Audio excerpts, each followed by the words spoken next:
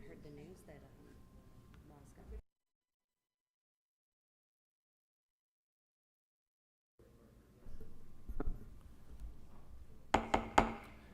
I will call to order the October 4th, 2023 Fishers Plan Unit Development Committee meeting. We do have a quorum to conduct our meeting today.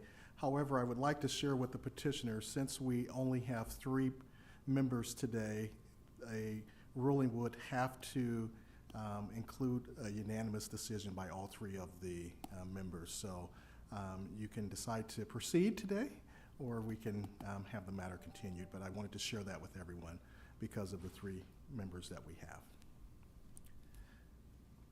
The first matter is Parkside Self-Storage, case number PUD-23-5. It's a request to approve architecture for a new self-storage facility known as Parkside Self-Storage. Subject site is located at the address of 12915 Parkside Drive, and the petitioner is Nick Schultz. And we have City Planner Bree King presenting.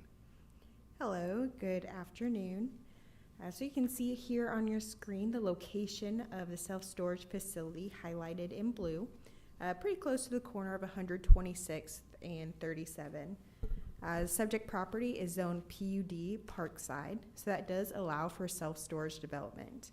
The subject property is currently vacant. You saw this submittal in June of this year, so this is what you saw in June, just to refresh our memories. So we're requesting consideration of architecture for a new self-storage facility. At this meeting, the PUD committee voted to continue the case to allow some revisions to the building. So here you can see the feedback that was provided. So requested a continuance to work on roof line variation, the blank wall segments, and additional materials. The PUD committee also had concerns about the eastern property line and agreed that additional awnings, lighting, and articulation would be desired. Here you can see the new submittal. This is the main structure, and so the west offset was added as recommended by Veritas, our architectural reviewers, and the stone finish was also increased. Here you can see a better view, a closer view of those changes. The perimeter elevations were also changed as well to meet the recommendations of the committee. So you can see some of the changes are the 12 inches of modulation, a 3-foot roof modulation, and some pedestrian scale elements were added, such as the lights, ledges, and material bands and brakes. Staff does recommend approval of the elevations as presented at this time due to the changes. We do have representatives for the project that are able to discuss the project as well. Thank you.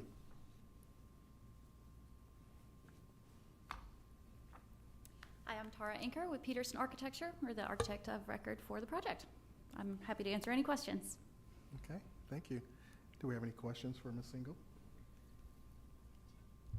So, sorry, I was like way up there. I was not able to attend the June meeting. On the east side, that's next to the Middleton Place condos, correct? I don't actually think that's the correct orientation, but Okay. The east side would be against the residences, I believe. Yeah, okay. Yeah, that is the Yeah, that's okay. the residential side. Mm-hmm. And where's the view of that? Can we pull that up? Let's see if I can. It's the same elevation all the way around for the perimeter buildings. So let's see if I can get to the right slide. These elevations here. So it's got the stone the stone all the way up, the split face up to a ledge, the lighting, down lighting, screened, fully screened, with metal panel and accents all the way around. Okay. And so, The nighttime vision of the first. Unfortunately, your screens, everyone is a little bit different lighting-wise, but you can see those. We tried to dress up the downlights to really emphasize the texture and change of materials on those sides. It'll be the same, again, all the way around on that east side as well. okay. And then on that side, is there, what kind of buffering on the site plan do we have between the neighborhood and the building? I I don't have the site plan with us today. Do you have a? I don't have a copy of that either. Unfortunately, Nick Schultz couldn't be here with us tonight to It's discuss okay. that. It's okay. Bree, do you have? It was from Okay. a previous submittal.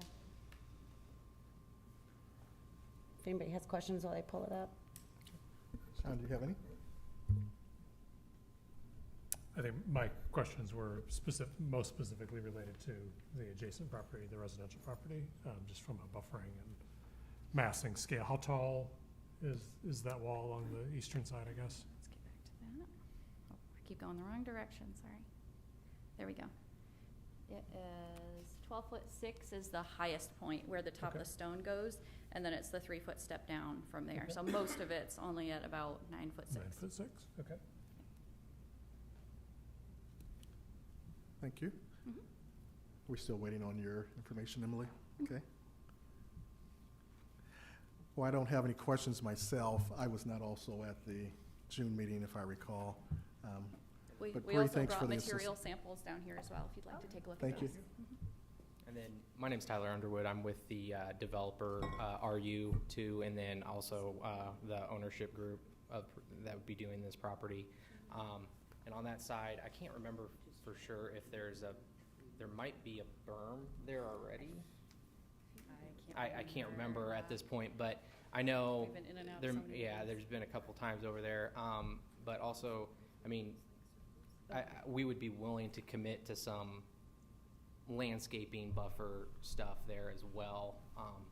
With that being the residential on the side, maybe a little bit more landscaping buffer on that side of the property too, if it really comes down to that being a nuisance. But so just kind of throw Yeah. that out there. I think to I you would definitely guys. encourage that. I think with the proximity to the neighborhood, I just think that would be a good neighborly thing to do, and it would look really nice too. So that would be my only real concern with all of it. I like that the height's good. I think with it being Yeah, I had a similar project in Noblesville, just north of 146th Street. That was kind of next to a similar type of residential condo type community, and we did kind of a buffer, there was like a berm buffer there, and also a little extra landscaping when it comes to just some trees and doing some extra stuff there. But very similar heights on the walls and everything on that project as this one. So. It's something we're used to in understanding, and again, like the lights, I know the way the lights are going, fully screened, going down, so they're not going to be a nuisance into those properties and everything with where they're lighted and everything. So that's kind of stuff that we take into consideration when we're doing putting some of these details on and knowing that there's some residential and other properties that could be affected. So we try to do our best to make that buffer and take advantage of certain different lighting aspects and things to try to make that appealing. great. Any additional questions? I guess the only question I've got is, again, specific to that side. I understand the adding of the lights, and I think that was a comment that we had brought up last time. Wondering if the lights are necessary on the east side, or if that's going to be more of a hindrance from neighbors. I understand that there are, full down light, but is there any access to that? People aren't driving around to that side of the building or anything like that. So, and from a security standpoint, obviously you want security along that side, but Right. I'm just, I guess, I think that's a good Open that up as a point. question. Yeah, I mean, Is that necessary? Yeah, we'll have full security there with a large security package with cameras and everything, kind of basically covering all angles of the property and entrances. I do believe they'll split, correct? Halfway down? Yeah. So there's a couple buildings that are along, because we have some break for some snow, some gates for snow removal, push, and then yeah. there's probably we have some other reasonings for that, but so there'll be cameras facing all that, and honestly, your comment, if we could take the lights off, would save me a little bit I of was money, gonna say- not having to put that, I think those you can lights put in that there. into the trees. You, There we you, go. There you you go. take Yeah, exactly. that budget and put it in the trees. I actually think that's There was probably, already some trees on that, shown on Yeah. that side, Yeah. so I don't think that And- it would, be knowing the layout of those, the condos that are gonna be right on that side, they have a main floor master and it does face, the bedroom would face that side of the building. So I would say, encourage strongly, or however we need to put this in our approval, that maybe you do take the lighting Just off away of the- and off of that put that property into line, I the think. Yeah. buffering instead. Yeah, if I lived there, I'd rather have more trees than light. Absolutely. I like it to be dark when I'm sleeping. Would the city be accepting of that? Because that wasn't something that was required, right? No, that lighting is not required on that side. So our primary concern with lights is the parking lot and then the internal side. So we can verify that all of our photometrics that are still being met. So we don't require the up lighting. It'd only be architecturally on the side that you can see. So we're okay with that condition if the petitioner is as well. Thank you. Well, if there's no other comments or questions, I would entertain a motion. Uh, Sorry. I would move we accept, move to approve the Premier Storage, self-storage project with the condition of working with staff on some additional landscaping along the east property line and with the preference of removing the downlights from that east property line as well. I'll second. We have a motion and a second. Kay, roll call, please. Mr. Curran, Yes. Ms. Bowman, Yes. Mr. Stevenson. Yes, the motion carries. Thank you. so much. Thank you. Thank you. And thanks for bringing materials. I always appreciate that. Absolutely, yep. The next matter is case number PUD-23-6, Flat Fork PUD, a multiple parcels on the north side of 96th Street between Georgia and Cynthia Ann Road, requesting architectural approval for new home elevations for the Flat Fork PUD. And we have Director Ross Hillary to present for the city. Thank you, Howard. Good evening. Before you is PUD 23-6, which is the Flat Fork PUD. Here is the location. It is two separate parcels or two separate areas here, one along Georgia Road and one along Cynthia Ann Road. Something that you guys have seen before. We had some previous elevations that we brought forth, and we're adding some additional ones tonight. For some context, here is the proposed site plans of those two different areas. Previous discussion did show a commercial product along 96th Street that has been removed, and additional home sites are now located there. This is going before Plan Commission tonight and then City Council later this month. As I said, the PD Committee previously approved the following elevations that are actually shown right here back in June of 2023 with the following conditions. That the elevations of the Ashbrook, one of those was removed, which is not shown here, and that the garage color schemes should match the facade, as well as stone or brick added to the facade of second floor of a two-story home. I just want to show this as context from June. Tonight, the Peak Committee is reviewing the additional elevations of the Bramanto Ranch, Palladio Ranch, Bear Run, Oak Park, Sienna, and Versailles. Staff is recommending on one elevation the removal of the one shown in yellow, and then on the Bear Run elevation, staff is recommending the porch be extended or that elevation be removed. So these are the ones that were included in your staff report. Not included in the staff report, the petitioner is also seeking approval of the Lehigh and the Hudson, which are presented here as well. These were all included in the packet. So staff recommendation is for the following comments: the removal of elevation L from the Bramanto Ranch, the extension of the porch or removal of elevation of Bear Run, and then as you guys approved in June, that we'd also like to see the garage color scheme should match the facade, and that the stone or brick shall be added to the second floor of the second home. Staff's happy to answer any questions. We also have representatives here from Ryan Homes who would like to present their packet as well. Thank you. Any questions for staff at this time? Thank you. Afternoon, Mr. Chairman, members of the committee. For the record, I'm Murray Clark with offices at 600 East 96th Street with the law firm of Fagerine Drinker. And indeed, I, as Ross mentioned, represent Ryan Homes in the matter before you.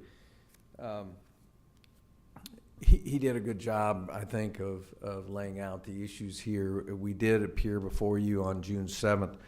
Let me remind a little bit, and the Georgia Road, what we call the Georgia Road site, which is at the northeast corner of Georgia and 96th Street. Those are, it's about 50 acres. It's a maximum of 95 single-family detached residential home site. And all those residences are planned for ranch homes, really catering to step-down buyers, empty nesters. And then on the Cynthia Ann site, that's about 59 acres with a maximum of 130 residential lots. Those are two-story homes. So you see we've got now 15 floor plans or models. Part of it is because the two sites really are directed toward different markets, if you will. So that's kind of why that's happening. So indeed, we were before you in June on 7 floor plans, and Ross talked about those, and that was an approval with the removal of the Ashbrook elevation K. We're fine with that. The garage color scheme should match the facade to blend in. We are in agreement with that. Then the stone or brick, the masonry to extend to the second floor and the two-story homes. I want to, if I could, clarify it. Are you you're just talking about the front of the home? Correct. Yeah, and so that's acceptable to us. So that deals with the 7 on June 7th. So we have filed more, and this is in large part because of the anti-monotony ordinance that Fishers has. So when you have two sites like this, these are both infill sites, 50 and 59 acres, really looking at different markets. So therefore, with the anti-monotony, that's kind of why we have so many. So we kind of went back to the drawing board, and we've presented then 8 more tonight. And I do want to mention the last 2 he mentioned, the Lehigh and the Hudson. They are in our materials. Our materials are 155 pages long, but in tab 6, they're about in the middle. They're roughly alphabetical, although apparently my people who put this together thought L comes before H in the alphabet, but they are back to back. So if you'd like to see more on those 2. So as Ross mentioned, he wants to remove one of the 2 Bramante Ranch models. We're okay with that. That's fine. And then on the Palladio Ranch, there's no comments on that. On Bear Run, staff wants the porch extended, or on the L elevation, or it removed altogether. We're fine with that one way or another. We would like some time to figure that out. And then on Oak Park and Seneca, this is the issue on masonry to the second floor on the front of the home. We're fine with that as well. And that's true of Versailles. And I guess with Hudson and Lehigh, those are good to go as is? Okay. Yeah, so we are fine with staff's comments. By the way, Mike Lewis from Ryan Homes is here, can speak to design and architecture better than I can. I do think, though, that we'll need to come back probably next month if we're going to remove a couple of these models, because we'll have to replace them, again, because of the anti-monotony ordinance in Fishers. But I guess we're looking for approval kind of pursuant to the recommendations of staff, but we're probably going to have to come back then next month to replace the ones that staff has recommended we remove, and we've agreed to do that, if that makes sense. So I apologize for this kind of compartmentalized discussion, but Mike and Mr. Lewis and I would be happy to address any questions you have.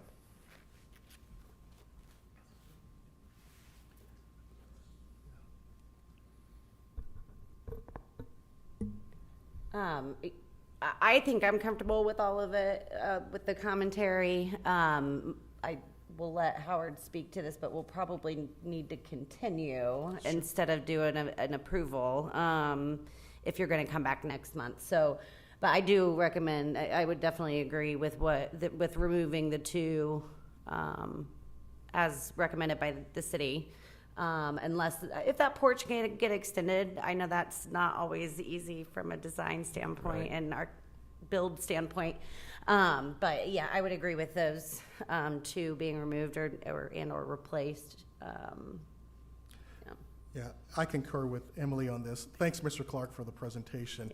I'm of the notion that I would like to hear all of it together and to have that consolidated as opposed to having it bifurcated and we having two separate hearings as it relates to that. But I'll hear from Mr. Curran on that as well. Yeah, I would agree. If you, I guess it depends, if the thought is you're gonna remove some and replace them, then make that decision and come back with the new Okay. ones and we review them all at once. So I think they'd only remove them if staff is requesting and you guys agree to remove them. So well, you guys will need to figure out though how many elevations you have to work with, correct? So Correct. If the direction is tonight to remove those, you can now go back, I guess, to the drawing board and be like, we'll come forward with some other options. So we won't be presenting those at the next meeting. Is that correct? Correct. Yes, I think we're all on that same Yeah, page. because I think we're all in agreement that the ones you're suggesting removing, that you're also agreeing, or you're okay with removing, be removed. I don't think any of us are saying no, keep Yeah, that. I mean, I think if we were to make any sort of motion tonight, it would include removing those. Right, Correct. exactly. Okay. Are we all in Yes, concurrence on that? Yep, we are. Okay. Yeah, so I guess if that means you're gonna have additional elevations to review, then we would rather review them all at once. Correct. If you say, okay, we can remove those and we don't need that anymore, then we can make a motion and vote tonight. I Yes. think we need them. Yeah, our Fisher's stringent anti-monotony code means that we have to have so many different elevations and floor plans. So by removing any from the ones that we proposed, we would have to come back and replace those just to meet your Just to meet the. anti-monotony That code. makes Mhm, Yeah. makes sense.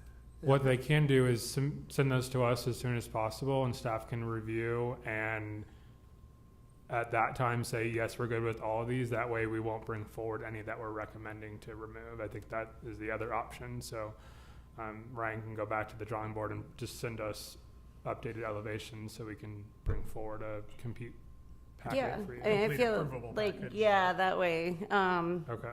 well, and for your time too, having to go through it and do it again, you might as well have the full package.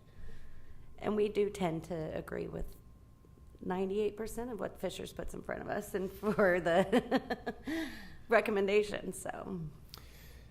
Well, we appreciate working with staff, and we appreciate Ross picking up the ball here on this case and the rezone that follows.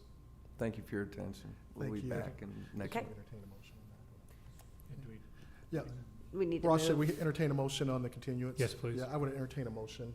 I make a motion to continue this to the next meeting.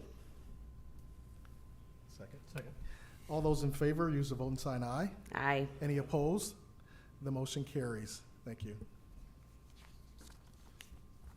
Okay, the next matter is PUD-23-11 NJS Food Mark and Gas Station with an address of 12571 Reynolds Drive. It's a consideration of a site plan and architectural approval of a convenience store and gas station in the Reynolds PUD, generally located south of East 126th Street and east of Reynolds Drive. And we once again have Director Ross Hillary for the city. Thank you, Chair. PUD 23-11, as you said, NJS Food Mart and Gas Station. Property is located at 12571 Reynolds Drive, which is south of East 126th Street, along Reynolds and Roby Way. The property is part of the Reynolds PUD. This property was zoned Reynolds PUD back in 1996 to allow for mixed-use development along State Road 37. In 2019, this property was part of a text amendment which allowed for setbacks as we went through the improvements of State Road 37 along with Hamilton County and City of Noblesville on behalf of NDOT. Here you can see the site plan. So they have worked with staff on locations of driveway entrances. So we will have one drive along Reynolds Drive and one drive along Roby Way. The project will provide pedestrian access from the right-of-way. The trail access is already established along 126. Here is the north elevation of the building, which will face 126. The building materials is primarily masonry along with the wood material, which they have brought both of those tonight, so you can see those colors, along with building accents and metal awnings. The building does have modulations on all four sides, either through wall modulations or through added awnings. And then the building and parking lot will have lighting that will be reviewed through the ILP process. Here you can see the west elevation, which will face the gas station canopy. They have a slide to show you the canopy tonight. This project has gone through the TAC process in September. Outstanding items include just updating our landscape plan so we don't have any invasive species. That's pretty easy for them to do. And then we do have an updated site plan. So HVAC will be ground mounted. So as part of this, staff is requesting that the HVAC be screened from the right-of-way. At this time, a commercial building permit has not been submitted, but once that is submitted, they can move forward. So as I said, staff recommends approval with the following condition: that all TAC items have been addressed and that the HVAC, which will be ground mounted, is fully screened. And I'll bring up their presentation and they can walk through their slides.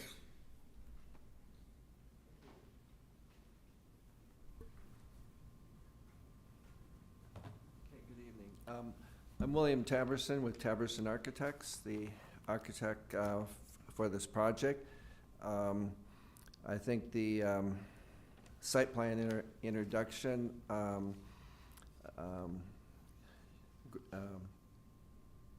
hit us on just about all the requirements. One additional design element that I would like to point out that this plan shows very clearly is you can see on the corner that our glass is recessed and we have that overhang, which creates that double line, and then our primary and secondary entrance is also recessed and under a canopy. And we feel from a design perspective that for a site like this, this is a very strong design concept to bring to the project because it helps eliminate light pollution. We're taking our glass facade, sliding it back. We're creating that overhang. It gives us opportunities for some soffit lighting.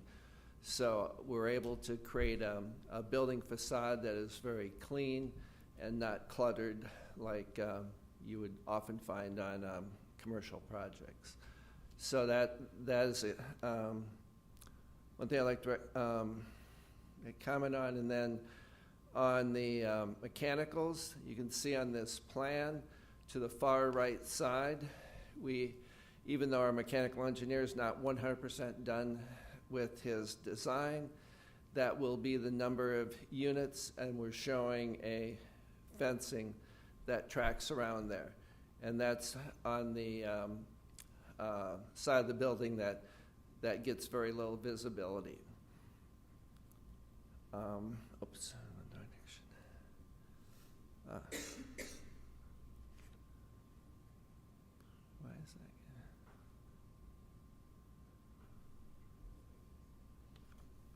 Ross, can you help with the slides? It somehow froze it up, I think. Sorry about that, guy.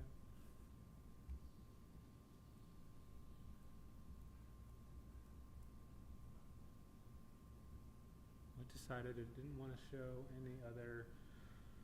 So the additional slides that he had was those elevations that we showed of the sides of the building, which are also included in your packet tonight. So either one of us are happy to answer any questions you might have. As far as the elevations, there's two here on the cover page. The brick that we're specifying is manufactured by Endicott, and it has a very nice subtle texture to it. It also does, reflect the light in a very interesting way. So it provides highly textured brick. And then what this drawing is also showing is what I mentioned on the plan.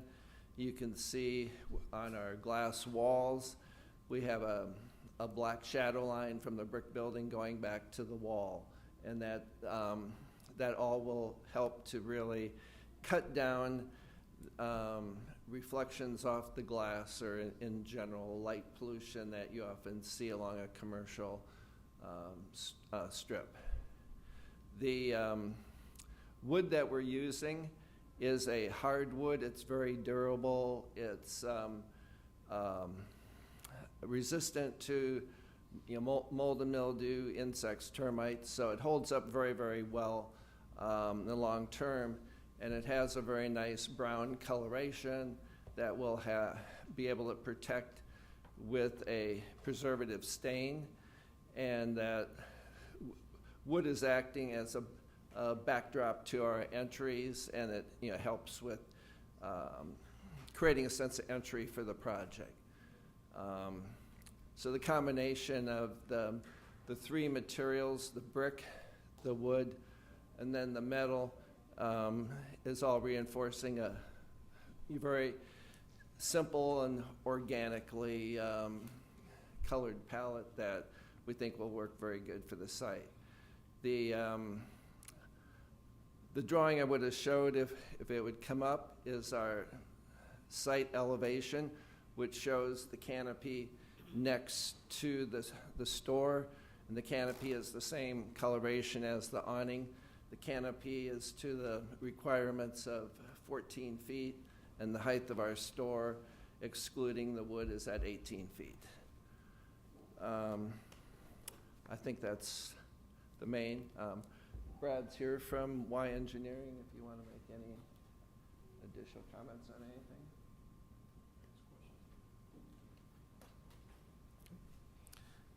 Thank you, Mr. Taverson. Questions or comments from the committee?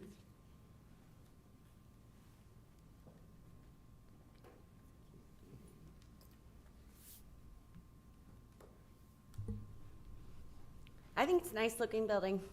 I think it's not what you expect for a convenience store and food mart, so I like that. And yeah, when it came through, I was happy about it. So, well done. Yep. When we started the project, we were highly impressed with the material palette on the Harley-Davidson building. And that was some of the inspiration for going with this more organic palette. I do like that building too. That was, my comment was gonna be, I liked how you tied the two together, without, obviously not matching them, but just in terms of the palette, that it helps kind of unify that area. And I like how you have the building oriented on the site with the fuel island between the building and Reynolds Drive, is that what the drive is? Yeah. So that it's not sitting right out on 126th Street, that it really kind of helps emphasize the building as much as the fuel island. It's not taking prominence of it. Maybe another comment to make with respect to the site is that this site had very, very severe setbacks, and the size of this building and the canopy is basically maximizing what is actually buildable on the site. So I think that it's also another very strong design element of it. It's going to sit back with a very nice landscape, nice foreground, and it's not trying to put too much on the site. Thank you. I guess the only questions I've got are, dumpster enclosure material, is that masonry to match the building? And then, Ross, you had commented about the screening of the ground mounted HVAC. Was there a specific material with that screening requested, or just that it was screened? No, just that it was screened, so it's typically a full privacy, but we usually defer to them on what that screening looks like. We just require that, just like a dumpster enclosure, it's 1 foot taller than whatever it's screening, so. Okay. And that dumpster enclosure is on one of those two side elevations. Okay. It's just to the right of the building that you're looking at on the left.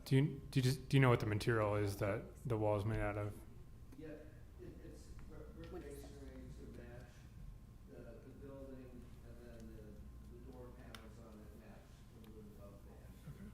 So there's no new materials added, it's just a very simple building palette of 3 materials. Thank you. Any other questions? I would entertain a motion. I move to approve the NJS Food Mart and gas station proposal. Do we have conditions that were, Oh, with the conditions of from TAC on the landscaping material. All TAC comments are addressed, and it seems like you've addressed it, but the screening is present for the HVAC. Second? we have a motion and a second. Kay, roll call, please. Mr. Curran, Yes. Ms. Bowman, Yes. Mr. Stevenson. Yes, the motion carries. Thank you. Staff, we have no River Place PUD Committee agenda items. Staff communications? No staff communications. Okay. Well, our next meeting is scheduled for November 1st, 2023.